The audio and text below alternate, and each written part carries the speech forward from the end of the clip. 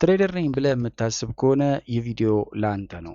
የራስን ህግ ማፍረስ። ማታ ያወጣነውን የትሬዲንግ ፕላን ጠዋት ማርኬቱ ሲከፈት ለምን እንጥሰዋለን? እስቲ ሁላችንም የምናውቀውን የትላንትና ማታ ታሪካችንን እናስታውስ። እሑድ ማታ ኮምፒውተራችሁ ፊት ተቀምጣችሁ ማርኬቱን ተንትናችኋል። ሰፖርት ኤንድ ሬዚስተንስ አስምራችኋል። ነገ ማርኬቱ እዚህ መስመር ላይ ሲመጣ ብቻ ነው ባይ የሚለው ስቶፕ ሎስ እዚህ ጋር አድርጋለሁ፣ ከ1% በላይ ሪስክ አልወስድም ብላችሁ እጅግ በጣም ፕሮፌሽናል የሆነ ፕላን አወጣችሁ። በራሳችሁ ኮርታችሁ ነገ አሳየዋለሁ ብላችሁ ተኛችሁ።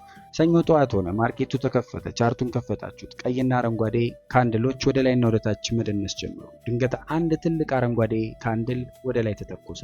ፕላናችሁ ላይ ያሰመራችሁት የመግቢያ መስመር ወይም ኤንትሪ ፖይንት ገና አልደረሰም፣ ግን አይምሯችሁ እድሉ ሊያመልጥ ነው ቶሎ ግባ ብሎ መጮህ ጀመረ። ያንን እሑድ ማታ ያወጣችሁትን ምርጥ ፕላን ሙሉ ለሙሉ እርግፍ አድርጋችሁ ረሳችሁት። ዘላችሁ ገባችሁ፣ ሎት ሳይዝ አበዛችሁ፣ ማርኬቱ ተገለበጠ፣ ስቶፕ ሎስ አራቃችሁ፣ በመጨረሻም አካውንታችሁ ወደመ። ኮምፒውተሩን ዘግታችሁ ለምንድን ነው ግን ለራሴ የገባሁትን ቃል የማፈርሰው? ለምንድን ነው ፕላኔን መተግበር ያቃተኝ? እውነት እኔ ትሬደር መሆን አልችልም ማለት ነው ብላችሁ ራሳችሁን ረገማችሁ። እውነቱን እንነጋገር ከተባለ እናንተ አብዳችሁ ወይም ዶማ ሆናችሁ አይደለም። ይሄ የሰው ልጅ አእምሮ የተፈጥሮ ንድፍ ወይም ዲፎልት ዋይሪንግ ነው። ዛሬ በስነ ልቦና ሳይንስ ሆልድ ኮልድ ኤምፓቲ ጋፕ የሚባለው አደገኛ የአእምሮ መታወር እንዴት እንደሚያታልለንና ፕላናችንን እንዳናፈርስ የሚያደርገንን የብረት ካቴና ወይም ኢምፕሊሜንቴሽን ኢንቴንሽንስ ኒውሮሳይንሳዊ ሚስጥር በጥልቀት እንመረምራለን። ይህ ቪዲዮ ካያችሁ በኋላ ራሳችሁን አትረጉ፣ ራሳችሁን ትቆጣጠራላችሁ ብዬም አስባለሁ። አብራችሁ ቆዩ። የሁለቱ አእምሮዎችን ጦርነት እናንሳ።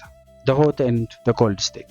ወደ ሳይንሱ ስንገባ ታዋቂው የባህሪ ኢኮኖሚክስ ሊቅ ወይም ቢሄቪየራል ኢኮኖሚስት የሆነው ጆርጅ ሎይንስታይን ሆት ኮልድ ኤምፓቲ ጋፕ የሚባል ድንቅ ግኝት አግኝቷል። ይሄ ማለት ምን ማለት ነው? የሰው ልጅ አእምሮ በሁለት የተለያዩ የሙቀት ደረጃዎች ወይም ስቴትስ ውስጥ ይሰራል። አንደኛው ቀዝቃዛ አእምሮ ወይም the cold state የምንለው ነው።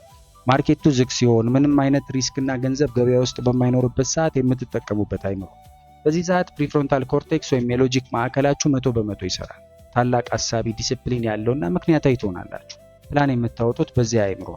ሞቃቱ አእምሮ ሁለተኛው አእምሮ አይነት ሆት ስቴት ይሉታል። ማርኬቱ ሲከፈት፣ ካንድሎቹ ሲንቀሳቀሱና የገንዘባችሁ ጉዳይ ወይም ሪስክ ሲመጣ የምትጠቀሙት አእምሮ። በዚህ ሰዓት ሎጂኩ ይዘጋና አሚግዳላ ወይም የፍርሃትና ስግብግብነት ማዕከል ነቅቶ አድሬናሊን ይረጫል።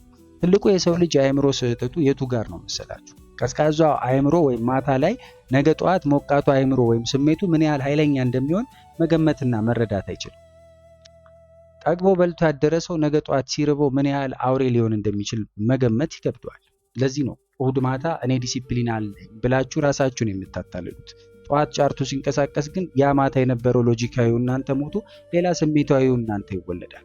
ታዋቂው ቦክሰኛ ማይክ ታይሰን እንዳለው ሁሉም ሰው ምርጥ ፕላን አለው ፊቱን እስኪመታ ድረስ ይላል። everyone has a plan until they get punched in the face። ማርኬቱ ፊታችሁን ሲመታችሁ ፕላናችሁ ይረሳል ማለት ነው። ቻርቱ እንዴት ያደነዝዘናል ታዲያ? ማርኬቱ ሲከፈት ፕላናችንን ለምን እንጥላለን ካልን፣ ምክንያቱም የላይፍ ቻርት እንቅስቃሴ ወይም ቲክ ባይ ቲክ ሙቭመንት አእምሯችን ላይ ሂፕኖሲስ ወይም ማደንዘዝ የመፍጠር አቅም አለው። አረንጓዴና ቀይ ካንድሎች በፍጥነት ሲቀያየሩ አእምሯችሁ መረጃውን ፕሮሰስ ለማድረግ ይቸገራል። አእምሯችን በተፈጥሮ ተንቀሳቃሽ ነገሮችን ወይም ሙቪንግ ኦብጀክትስን ሲያይ አደጋ እንዳለ አድርጎ ነው የሚያስበው።